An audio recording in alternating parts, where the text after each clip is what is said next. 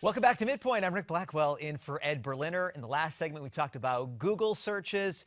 In the essence of equal time, we're going to talk right now about Twitter. And joining us right now, hashtag Maven. Joe Concha joins us right now. Hi, Joe. How's it going? Maven twice in one day. This is a very good end to my 2014. Thank you, Rick. Yes, my pleasure. Let's talk about some of the top tweets of 2014. Seemed like everybody was trying to show me that Oscar selfie. That was a big one with Ellen DeGeneres in 2014.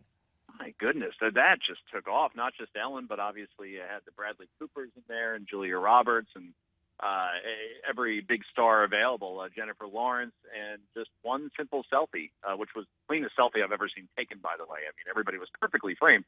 Even Kevin Spacey kind of jumping in the background.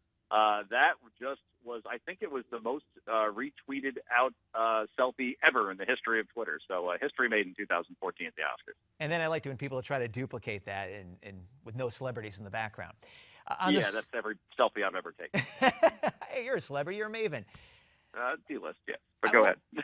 I want to talk more on the serious side because in so many ways, Twitter can bring a community together, and it also can be a source of disagreement. But the hashtags, I can't breathe, I am Mike Brown, really gained a lot of traction in communities like Ferguson, Missouri.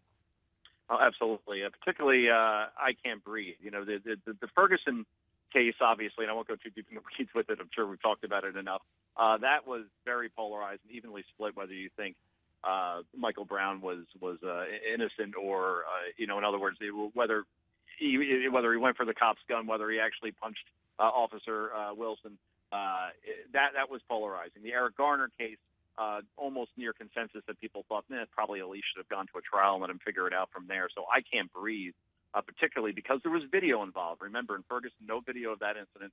Video of Eric Garner's arrest and obviously his death happening pretty much right on film. You even have LeBron James of the Cleveland Cavaliers, one of the biggest athletes on the planet, with a hashtag I can't breathe T-shirt that he wore before a game that went viral as well. So, as you said, it could bring communities together, like with the Ice Bucket Challenge. Could also tear people apart. And certainly I can't breathe then led to Black Lives Matter hashtag Cops Lives Matter, Blue Lives Matter. So then with every hashtag, there's a counter hashtag. Now in 2014, certainly we'll see a lot more of that in the coming year as well, Rick. Yeah, battling hashtags, and certainly the demonstrations got a lot of the cameras focused on the demonstrators, but a lot of people expressing political opinions through those hashtags. I want to talk about Bring Back Our Girls, the Boko Haram kidnapping of the Nigerian schoolgirls. Tell us how that galvanized that effort to try to save these young girls. Well, it wasn't so much the hashtag or Bring Back Our Girls.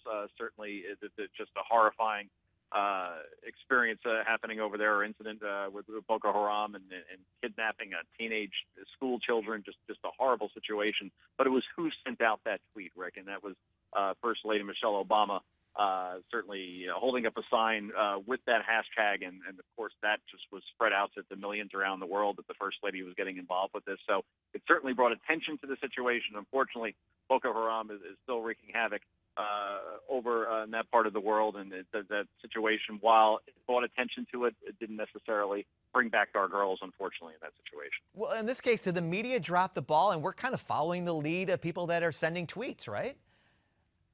Twitter plays it, and I'm telling you, I worked in a newsroom, Rick, and I could tell you that one of the first things that producers look at are Twitter trends, what's hot out there right now, and then basically their rundown. You know what a rundown is. You host a show. What are we going to talk about today over these hours, in your case, 3 hours? A lot of that is dictated by Twitter trends, what's hot right now, and not necessarily what is the most important news, but what is resonating most with audiences. And oftentimes it's celebrity, sensational kind of stuff before important items like a Boko Haram, like what we see with ISIS over in Syria and in Iraq right now, certainly. In about 20 seconds, tell us about the Umbrella Revolution, the Hong Kong protests. Amazing, right? You have protesters getting hit with tear gas. They use umbrellas to protect themselves from that tear gas. It becomes a hashtag over in Hong Kong. And again, that goes viral, and it's a way of communicating without having to pick up a phone or send a letter. Instant gratification as far as getting a message out, Rick, no question. And we love when our viewers use hashtag Newsmaxer.